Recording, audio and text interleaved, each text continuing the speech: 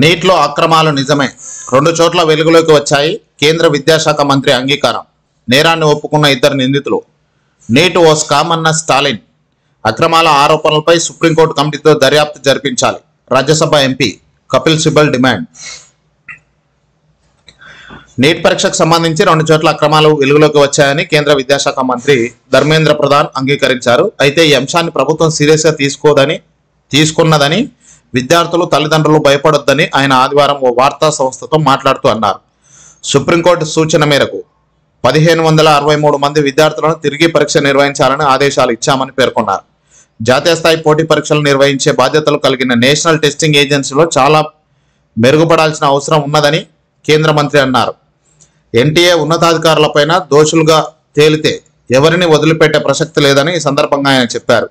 Gujarat, బీహార్లలో neat పరీక్షల్లో అక్రమాలపై వార్తలు వస్తున్న విషయం తెలిసిందే. ఆయా రాష్ట్రాల్లో పలువురు నిందితులను పోలీసులు అరెస్ట్ చేశారు. సామాజిక న్యాయానికి వ్యతిరేకం. మెరిట్కు కులమానమనే ముసుగులో ఉన్న నీట్ ఒక స్కామ్ అని తమిళనాడు సీఎం డిఎంకే అధినేత ఎంకే స్టాలిన్ ఆరోపించారు. ఈ జాతీయ స్థాయి పరీక్ష విద్యార్థుల ప్రయోజనాలకు, సామాజిక న్యాయం, పేదలకు వ్యతిరేకంగా ఉన్నదని అన్నారు.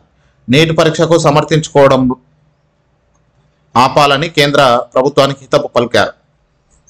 ప్రస్తుతం నీట్ చుట్టూ రేగిన వివాదాలు దాని ప్రాథమిక అసమాన స్వభావాన్ని చూపుతున్నాయని స్టాలిన్ ఎక్స్పోర్ట్లో అభిప్రాయపడ్డారు.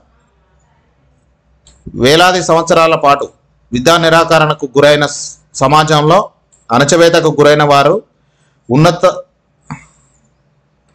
ఉన్నతి సాధించేలా మరిన్ని అవకాశాలు ఇవ్వాల్సి అవసరం ఉన్నదని అన్నారు. అయితే అందుకు విరుద్ధంగా నీట్ అలాంటి విద్యార్థులకు అవకాశం నాశనం చేస్తుందని విమర్శించారు. కోట్లాది రూపాయలు లంచాలు తీసుకొని ఓఎంఆర్ షీట్లను ట్యాంపరింగ్ చేశారన్న ఆరోపణలపై గుజరాత్ పోలీసులు ఇన్విజిలేటర్లపై కేసు నమోదు చేశారని తెలిపారు. రాష్ట్రాలతో సంప్రదింపులు జరపాలి. నీట్ అక్రమాల ఆరోపణలపై సుప్రీంకోర్టు నియమించిన అధికారులతో దర్యాప్తు జరిపించాలని కేంద్ర మంత్రి రాజ్యసభ ఎంపీ కపిల్ సిబల్ డిమాండ్ చేశారు. భవిష్యత్తులో ఈ పరీక్షను ఎలా నిర్వహించాలనే అంశంపై కేంద్ర ప్రభుత్వం రాష్ట్రాలతో సంప్రదింపులు జరపాలని కోరారు. నీటి ఆరోపణలపై ప్రధాని మోడీ మౌనంగా ఉండటం సరికాదన్నారు. నీటి అంశాన్ని రాబోయే పార్లమెంటు సమావేశాల్లో గట్టిగా లేవనెత్తాలని ఆయన ప్రతిపక్ష పార్టీలను కోరారు.